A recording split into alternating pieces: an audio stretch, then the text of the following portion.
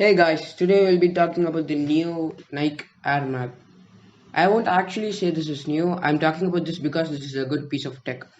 So, this is an auto lacing shoe which was released as a model which was inspired by the movie Back to Future. So, if you're new to this channel, consider subscribing and don't forget to hit the like button. Going on to the topic.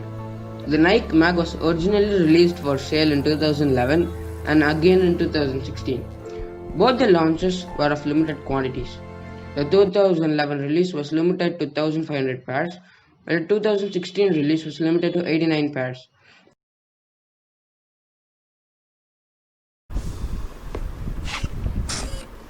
Power laces, all right.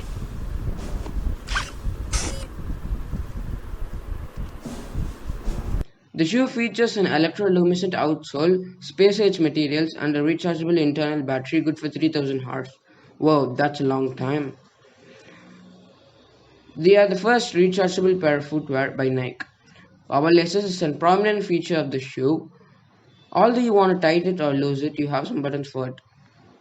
Now let's go on to its working. It has a sensor inside the shoe which detects the weight and size of your leg and contracts the laces till it touches your skin. The contraction of the laces is caused by some motors in the shoe. Although it has more motors and sensors, it weighs pretty light for a shoe which has everything in it. The Nike has stated that the mag is not meant for heavy activity and should not be worn out for recreational purposes. They were produced mostly for display.